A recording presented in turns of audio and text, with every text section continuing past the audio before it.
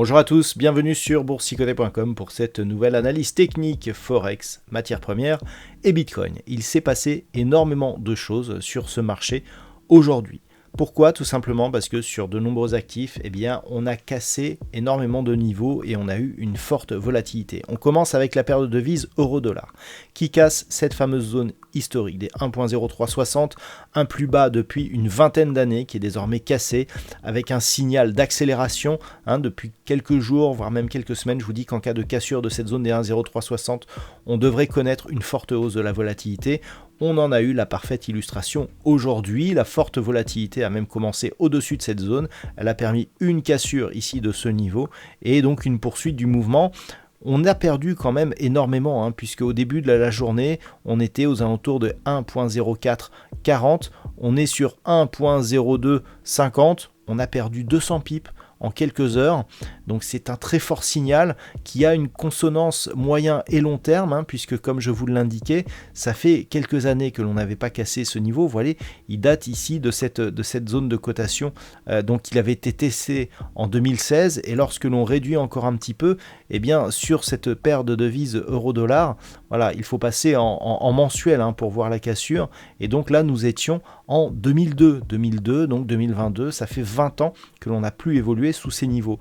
Donc on est clairement ici sur un signal très important, cassure donc de cette zone des 1.0360, et pour calculer l'objectif, on ne peut pas s'en remettre à des niveaux horizontaux qui datent de plus de 20 ans. Donc j'ai tracé ici un retracement de Fibonacci sur cette phase de rebond technique, alors que nous sommes dans une dynamique baissière, pour justement jauger l'extension de Fibonacci qui nous donne l'objectif. Et cette extension de Fibonacci, elle se situe tout simplement sur un niveau très proche des 1.02. Alors on a un dixième de pipe qui se promène, donc autant dire 1.02, qui est donc l'objectif de retournement. Et par rapport à ce que nous avons eu aujourd'hui, on peut voir que cette zone elle est relativement proche. Donc pour l'instant, on est ici dans une phase relativement forte.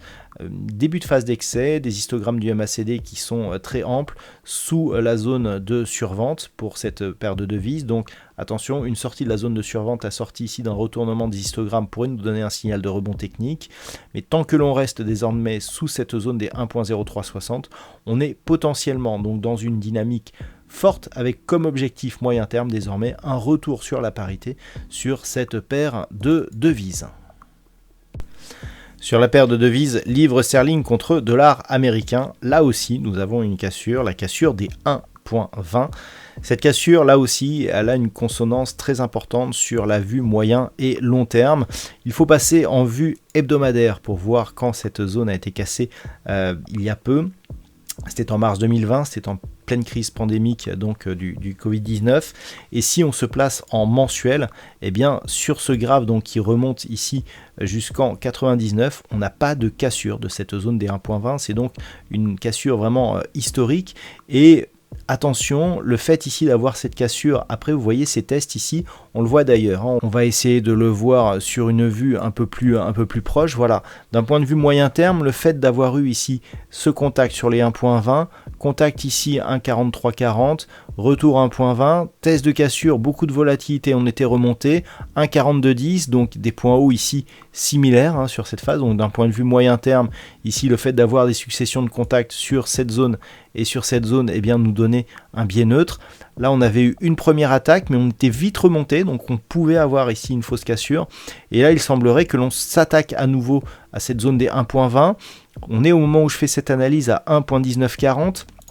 On est descendu très très bas. Pour ceux qui assisteront au trading live qui sera donné vendredi, on a eu de très bons signaux de trading, donc justement sur cette accélération baissière, que ce soit sur l'euro-dollar ou sur le GBP USD.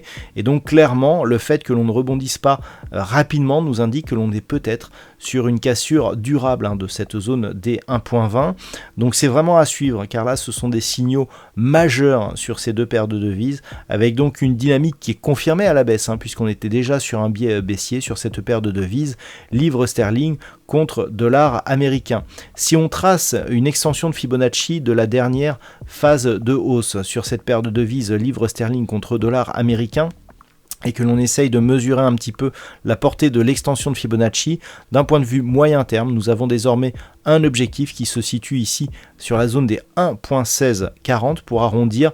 Attention toutefois, la base ici de ce retracement, eh bien, elle se situe sur un niveau de support qui est testé actuellement, on peut le voir ici sur cette bougie. Eh bien, il faudra, en cas de cassure donc de cette zone, l'objectif sera donc une poursuite en direction de cette zone des 1.1641. Attention, c'est un objectif bien sûr qui est moyen terme. Sur l'or, depuis peu, je vous indique ici une évolution en range entre 1807 et 1880 $ l'once. Nous avions ici quelques attaques. Et puis, en fin de semaine dernière, on a eu justement cette incursion donc sous la zone des 1807. Et puis hier, je vous indiquais que l'on avait repris cette zone, mais que la moyenne mobile 20 exponentielle semblait agir comme zone de résistance. Donc, on restait sur un biais baissier. Et donc, on confirme bien la sortie de ce range par une accélération baissière. Alors, ce que je vous disais aussi ces dernières semaines, c'est que nous restions dans une dynamique baissière depuis le contact ici sur cette zone des 2070 $ l'once, et on le confirme aujourd'hui avec donc une cassure de la zone des 1780.50 qui était un objectif. Alors on pourra relever cette zone pour venir ici coller à cette précédente attaque, et donc on est désormais sur une rupture d'un support majeur en vue d'une poursuite vers de nouveaux plus bas significatifs. Le prochain support se situe sur la zone des 1758 $ l'once, et donc nous sommes toujours sur une tendance baissière sur ce métal jaune.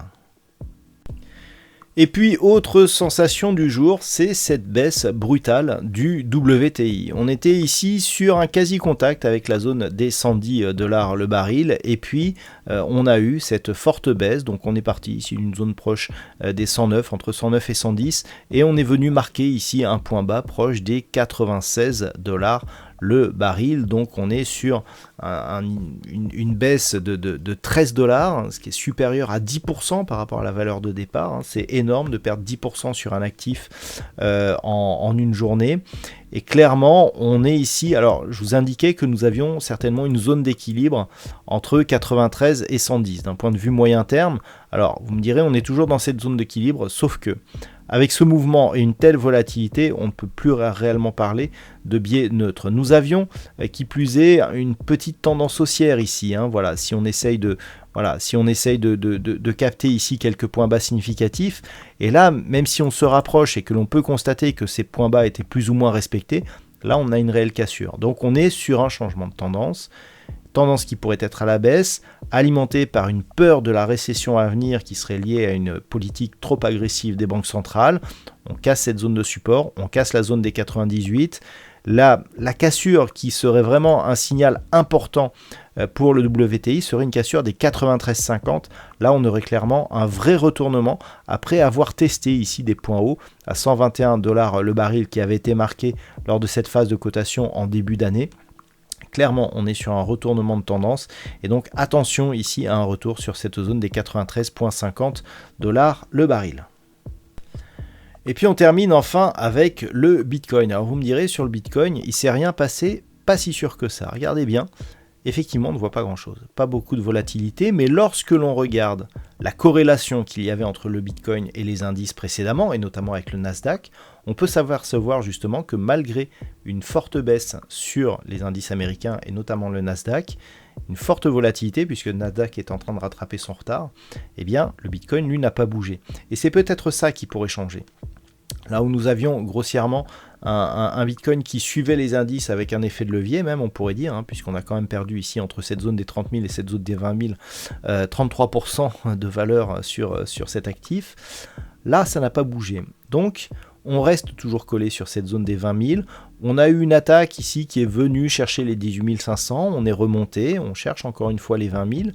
Mais le fait que le Bitcoin soit éventuellement moins sensible à la baisse des indices pourrait effectivement apporter un changement. Alors ce qu'il faudra vérifier, c'est si les indices remontent, si le Bitcoin remonte, auquel cas on pourrait retrouver une corrélation, mais plutôt positive, avec je dirais une priorité positive. Pour l'instant, on a une neutralisation du Bitcoin, donc qui reste sous cette zone des 20 000 $ pour un Bitcoin. Vous voyez comment on était au-dessus de cette zone sur toute cette phase et que depuis la cassure, eh bien, ce niveau agit comme résistance. Donc malgré le fait que l'on ait perdu 33%, quasiment aucun rebond significatif ni rebond technique sur cet actif. On reste donc dans une perspective plutôt baissière, avec comme objectif donc toujours cette zone 13 500, 15 000 $ pour un Bitcoin, mais avec une conviction qui est légèrement en train de s'affaiblir au vu ici de la décorrélation de ce Bitcoin par rapport à la baisse des indices. Voilà donc ce que l'on peut dire sur l'analyse technique de ces principaux actifs de marché, Forex, matières premières et crypto-monnaies. Je vous souhaite de passer une très bonne soirée. On se retrouve dès demain pour d'autres analyses techniques, toujours sur le site boursicoté.com.